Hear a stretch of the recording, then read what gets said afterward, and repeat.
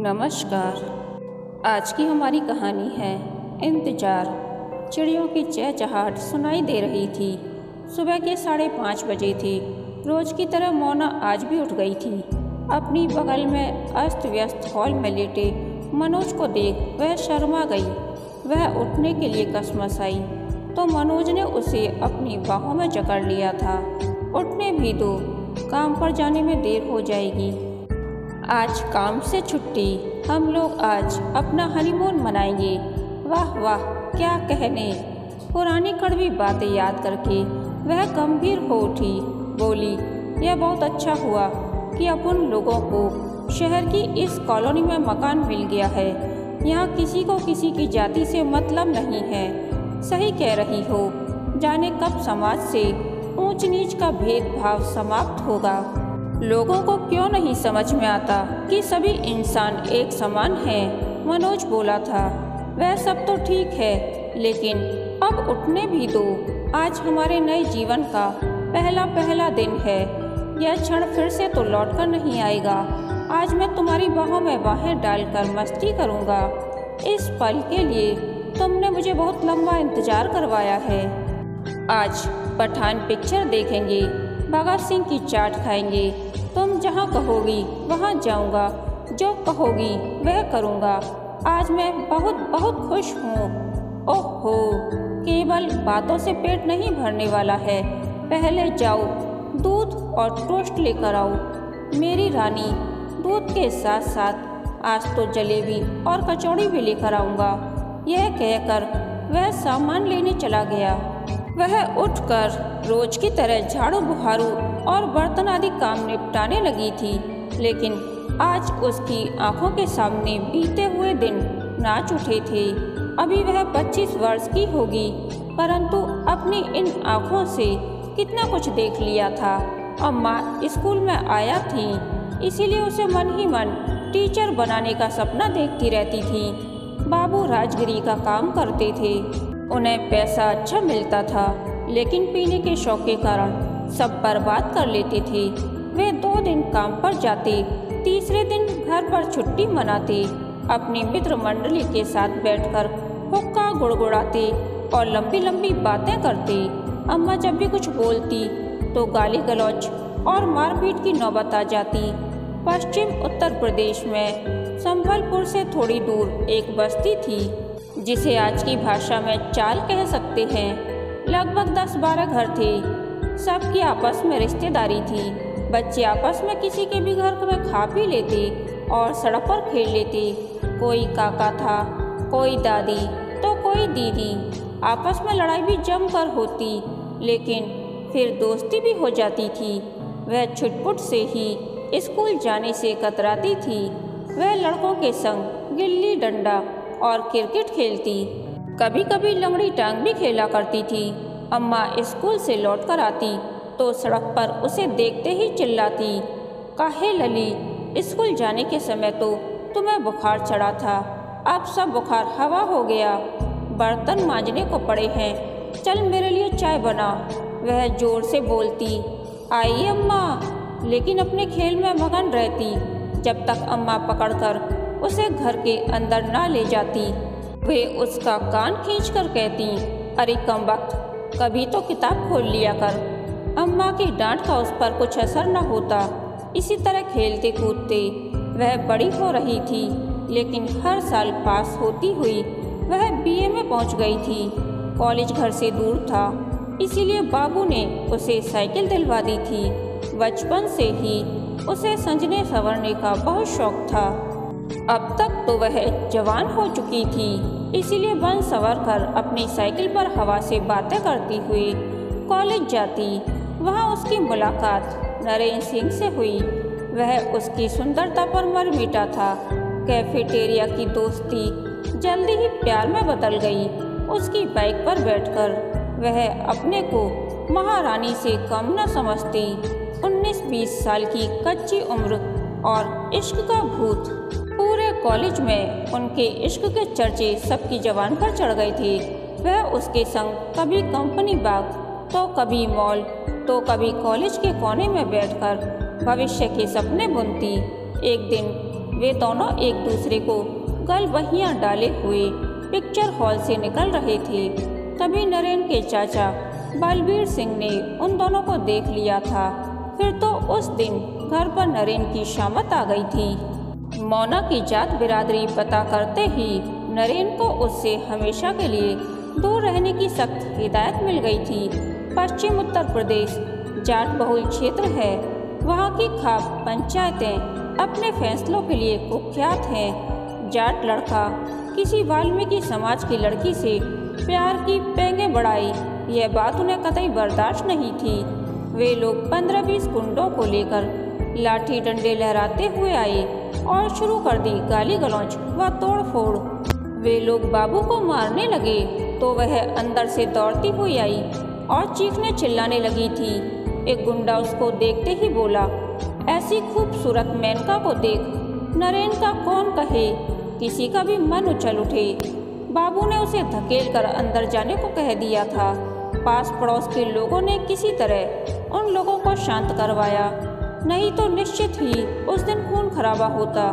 पंचायत बैठी और फैसला दिया कि महीने भर के अंदर मोना की शादी कर दी जाए और 10,000 रुपये जुर्माना। उसका कॉलेज जाना बंद हो गया और आनन फानन उसकी शादी फजलपुर गांव के दीपक के साथ, जो कि स्कूल में मास्टर था, तय कर दी गई। उसके पास अपना पक्का मकान था, थोड़ी सी जमीन थी जिसमें सब्जी पैदा होती थी। अम्मा बाबू ने खुशी खुशी यहाँ वहाँ से कर्ज लेकर उसकी शादी कर दी। बाइक, फ्रिज, टीवी, कपड़े लत्ते, बर्तन भांडे, दहेज में जाने क्या क्या दिया। आंखों में आंसू लेकर वह दीपक के साथ शादी के बंधन में बंध गई थी। ससुराल का कच्चा खपरेल वाला घर देखकर उसके सपनों पर पानी फिर गया था। 10-15 दिन तक दीपक उसके इर्द गिर्द घूमता रहा था। वह दिन भर मोबाइल में वीडियो देखता रहता था। आसपास की औरतों से भौजी भौजी कहकर हंसी ठिठोली करता या फिर आलसियों की तरह पड़ा सोता रहता। रोज रात में दारू चढ़ाकर उसके पास आता। नशा करते देख उसे अपने बाबू याद आते। एक दिन उसने उससे काम पर जाने को कहा तो नशे में उसके मुंह से सच फूट पड़ा। ना तो वह बीए पास है और ना ही सरकारी स्कूल में मास्टर है। यह सब तो शादी के लिए झूठ बोला गया था।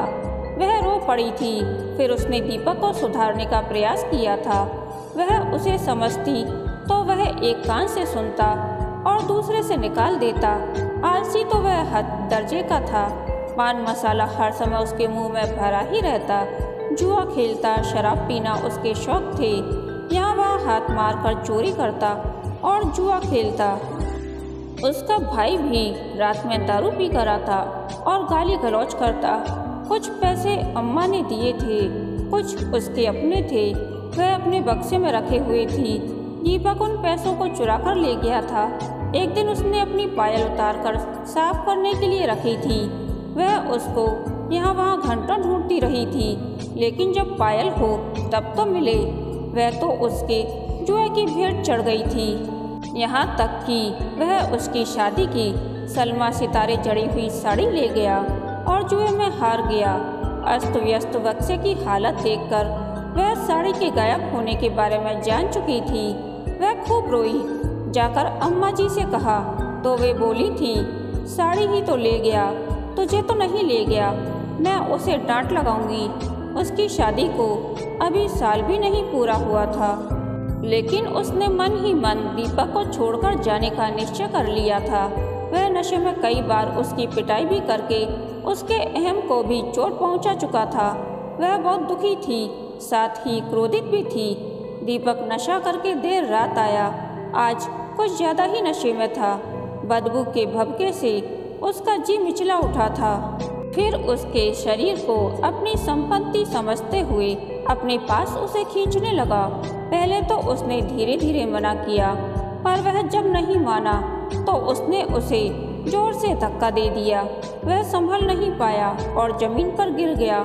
कोने में रखे संदूक का कोना उसके माथे पर चुभ गया और खून का फुहारा निकल पड़ा।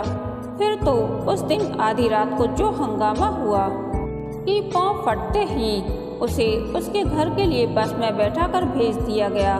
बाबू अम्मा ने उसे देख अपना सिर पीट लिया था। अम्मा बार बार उसे ससुराल भेजने का जतन करती, लेकिन वह अपने निर्णय पर अड़िग थी रही। उसे अब किसी काम की तलाश थी, क्योंकि अब वह अम्मा पर बोझ बनकर घर में नहीं बैठना चाहती थी। सब उसे समझाते, आदमी ने पिटाई की तो क्या हुआ, तुमने क्यों उस पर हाथ उठाया आदि। अम्मा ने अमिता बहन जी से उसकी नौकरी के लिए कहा तो उन्होंने उसे अपने कारखाने में नौकरी पर रख लिया। अंधे को क्या चाहिए, 2 आँखें। वहाँ शर्ट सिली जाती थी, उसे बटन लगाकर तय करना होता था। इस काम में कई औरतें आदमी लगे हुए थे। सुपरवाइजर बहुत कड़क था, वह 1 मिनट भी चैन की सांस नहीं लेने देता। किसी को भी आपस में बातें करते या हंसी मजाक करते देखता तो उसे नौकरी से निकालने की धमकी दिया करता। कारखाने का बड़ा उबाऊ वातावरण था, औसत दर्जे का कमरा, उसमें 10-12 औरत आदमी, चारों ओर कमीजों का ढेर और धीमा धीमा चलता पंखा। नए कपड़ों की गर्मी में लगातार काम में जुटे रहकर वह थक जाती और ऊब भी जाती। थकी मादी जब वह घर लौटती तो एक कोठरी में बाबू की गाली गलौज और नशे में अम्मा के साथ लड़ाई व मारपीट से 2-4 होना पड़ता। लड़ाई झगड़े के बाद उसे सोता समझ दोनों अपने शरीर की भूख मिटाते। उसे घिन आती और वह आंखों में ही रात काट देती। सवेरे पड़ोस का रमेश उसे लाइन मारते हुए कहता, अरे मोना, एक मौका तो दे मुझे, तुझे रानी बनाकर रखूंगा। वह आंखें तरेर कर उसकी ओर देखती और नाली पर थूक देती। विमला काकी व्यंग से मुस्कुराकर कहती, कल तुम्हारे बाबू बहुत चिल्ला रहे थे, क्या अम्मा ने रोटी नहीं बनाई थी? वह इस नाटकीय जीवन से छुटकारा चाहती थी। उसने नौकरी के साथ साथ बीए की प्राइवेट परीक्षा पास कर ली थी। जब वह बीए पास हो गई तो उसकी तरक्की हो गई। आंखों ही आंखों में वहाँ काम करने वाले मनोज से उसकी दोस्ती हो गई। वह अम्मा से छिपाकर उसके लिए टिफिन में रोटी ले आती। दोनों साथ साथ चाय पीते, लंच भी साथ खाते। कारखाने के सुपरवाइजर दिलीप ने बहुत हाथ पैर पटके कि तुम्हें निकलवा दूंगा, यहाँ काम करने आती हो या इश्क फरमाने, लेकिन जब आपस में मन मिल जाए तो फिर क्या। मनोज, एक बात समझ लो, तुमसे दोस्ती जरूर की है, लेकिन मुझसे दूरी बनाकर रहना। मुझ पर अपना हक मत समझना, नहीं तो एक पल में मेरी तेरी दोस्ती टूट जाएगी। देख मोना, तेरी साफ गोई ही तो मुझे बहुत पसंद है। जरा देर नहीं लगी और दीपक को हमेशा के लिए छोड़कर आ गई। इस तरह आपस में बातें करते करते दोनों अपने दुख बांटने लगे। मनोज, तुम शादी क्यों नहीं कर लेते? जब से लक्ष्मी मुझे छोड़कर चली गई, मेरी बदनामी हो गई। मेरे जैसे आदमी को भला कौन अपनी लड़की देगा? वह छोड़कर क्यों चली गई? उसका शादी से पहले किसी के साथ चक्कर था। अपनी अम्मा की ज़बरदस्ती के चलते उसने मुझसे शादी तो कर ली, लेकिन महीने भर में ही सब कुछ ले देकर भाग गई। उसका अपना अतीत उसकी आंखों के सामने घूम गया था। अब मनोज के प्रति उसका लगाव अधिक हो गया था। एक दिन उसको बुखार था, इसीलिए वह काम पर नहीं गई थी। वह घर में अकेली थी। तभी गंगाराम, जो बाबू के दोस्त हैं, उन्होंने कुंडी खटखटाई। एक कटोरी चीनी दे दो बिटिया। वह चीनी लेने के लिए पीछे मुड़ी ही थी कि उसने उसको अपनी बाहों में जकड़ लिया था, लेकिन वह घबराई नहीं, बल्कि उसकी बाहों में अपने दांत गड़ा दिए। वह बिलबिला पड़ा था। उसने जोर की लात मारी और पकड़ ढीली पड़ते ही वह बाहर निकलकर चिल्लाने लगी। शोर सुनते ही लोग इकट्ठे होने लगे, लेकिन उस बेशरम गंगाराम ने जब कहा कि तेरे बाबू ने मुझसे पैसे लेकर तुझे मेरे हाथ बेच दिया है, अब तुझे मेरे साथ चलना होगा। थू है ऐसे बाप पर, हट जा यहाँ से, नहीं तो इतना मारूंगी कि तेरा नशा काफूर हो जाएगा। वह क्रोध में तमतमाकर बोली, मैं आज से यहाँ नहीं रहूंगी। आसपास जमा भीड़ बाबू के नाम पर थूक रही थी। लड़ाई की खबर मिलते ही अम्मा भी भागती हुई आ गई थी। वह उसे समझने की कोशिश करती रही, लेकिन उसने तो कसम खा ली थी कि वह इस कोठरी के अंदर पैर कभी नहीं रखेगी। उसी समय मनोज उसका हाल चाल पूछने आ गया था। सारी बातें सुनकर बोला, तुम मेरी कोठरी में रहने लगो, मैं अपने दोस्त के साथ रहने लगूंगा। अम्मा की गालियों की बौछार के साथ साथ रोना चिल्लाना, इन सब के बीच वह उस नरक को छोड़कर मनोज की कोठरी में आकर रहने लगी थी। अम्मा ने चीख चीख कर उस दिन उससे रिश्ता तोड़ लिया था। मनोज के साथ जाता देख अम्मा उग्र होकर बोल रही थी, जा रह उसके साथ, देखना महीना 15 दिन में तुझसे मन भर जाएगा, बस तुझे घर से बाहर कर देगा। मनोज को मोना काफ़ी दिनों से जानती थी। उसने उसकी आंखों में अपने लिए सच्चा प्यार देखा था। उसकी निगाहों में, बातों में वासना की झलक नहीं थी। कारखाने में वह अब सुपरवाइजर बन गई थी। उसके मालिक उसके काम से बहुत खुश थे। मनोज पढ़ा लिखा तो था ही, अब वह पूरे एरिया का इंस्पेक्टर बन गया था। प्रधानमंत्री आवास योजना के अंतर्गत एक घर के लिए मोना का नाम निकल आया था। उसके लिए 1 लाख रुपए जमा करने थे। नाम उसका निकला था, पैसे भी उसी के नाम पर जमा होने थे, लेकिन मनोज ने निसंकोच पल भर में पैसे उसके नाम पर दे दिए। अब उसका अपना मकान हो गया था। मकान मिलते ही वे दोनों बस्ती से दूर इस कॉलोनी में आकर रहने लगे थे। मोना को अपने जीवन में सूनापन लगता। जब उससे सब अपने पति या बच्चों की बातें करती तो उसके दिल में कसक सी उठती थी कि काश उसका भी पति होता, परिवार और बच्चे हों। लेकिन मनोज ने उससे दूरी बनाकर रखी थी। उसने लालची निगाहों से कभी उसकी ओर देखा भी नहीं था। जबकि मोना के संजने संवरने के शौक को देखते हुए मनोज बालों की क्लिप, नेल पॉलिश, लिपस्टिक आदि लाता रहता था। कभी सूट तो कभी साड़ी भी ले आता था। एक दिन लाल साड़ी लेकर आया था।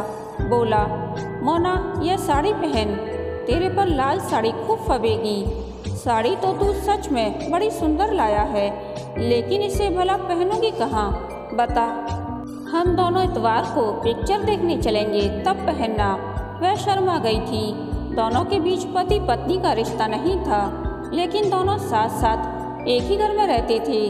वह कमरे में सोती तो मनोज बाहर बरामदे में। उसके अपने घर की खबर मिलते ही दीपक जाने कहां से प्रकट हो गया और पूरी कॉलोनी में मनोज की रखेल कहकर गाली गलौज करते हुए पति का हक जमाने लगा। मनोज को बोलने की जरूरत ही नहीं पड़ी थी। मोना अकेले ही दीपक का सामना करने के लिए काफ़ी थी। उसकी गालियों के सामने उसकी एक नहीं चली थी और हार कर वह लौट गया था। कई बार रात के अंधेरे में वह करवटें बदलती रह जाती थी। समाज की उल जलूल बातें और लालची मर्दों की कामुक निगाहें, मानो वह कोई ऐसी मिठाई है जिसका जो चाहे रसास्वादन कर सकता है। मनोज के साथ रहने से वह अपने को सुरक्षित महसूस करती थी। बैंक में अकाउंट हो या कोई भी फॉर्म, पति के नाम के कॉलम को देखते ही उसके गले में कुछ अटकने लगता था। वह मनोज की पहल का मन ही मन इंतजार करती रहती थी। मनोज अपनी बात का पक्का निकला था। उसने भी मोना का मान रखा था। दोनों साथ रहते, खाना खाते, घूमने जाते, लेकिन आपस में एक दूरी बनाकर रखी हुई थी। मोना, कल काम की छुट्टी कर लेना। क्यों?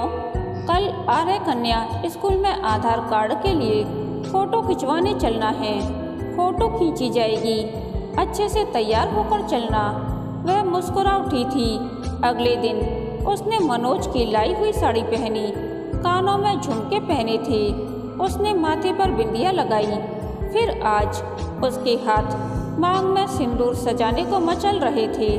हाँ नहीं, हाँ नहीं सोचते हुए उसने अपनी मांग में सिंदूर सजा लिया था। हाथों में खनकती हुई लाल चूड़ियाँ। आज वह नवविवाहिता की तरह सजकर तैयार हुई थी। आईने में अपना अक्स देख वह खुद शर्मा गई थी। मनोज उसको देखकर अपनी पलकें झपकाना ही भूल गया था। वह बोला, क्या दीपक की याद आ गई तुम्हें? वह इतरा कर बोली, चलो फोटो निकलवाने चलना है कि नहीं?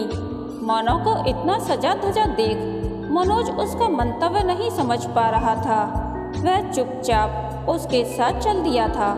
वहाँ फॉर्म भरते समय जब क्लर्क ने पति का नाम पूछा तो एक क्षण को वह शर्माई, फिर मुस्कुराती हुई तिरछी निगाहों से मनोज को देखते हुए उसका हाथ पकड़कर बोली थी, मनोज। मनोज के कानों में मानो घंटियां बज उठी थीं। इन्हीं शब्दों का तो वह कब से इंतजार कर रहा था। वह अभी भी विश्वास नहीं कर पा रहा था कि मोना ने उसे आज अपना पति कहा है। रात में वह रोज की तरह अपने कमरे में जाकर लेट गया था। आज खुशी से उसका दिल बल्लियों उछल रहा था, लेकिन वह आज भी अपनी खुशी का इंतजार कर रहा था। आज नवविवाहिता के वेश में सज धज कर अपनी मधुयामिनी के लिए मोना आकर अपने प्रेमी की बाहों में सिमट गई थी। अब उसके मन में समाज का कोई भय नहीं था कि मनोज जाट है और वह वाल्मीकि, अब वे केवल पति पत्नी हैं। वह मुस्कुरा उठी थी। मनोज की आवाज़ से वह वर्तमान में लौटी थी। मोना, दरवाज़ा तो खोलो, मैं कब से इंतजार कर रहा हूँ। कहानी के अंत तक बने रहने के लिए धन्यवाद। यह कहानी आपको कैसी लगी प्लीज़ कमेंट करके बताइए।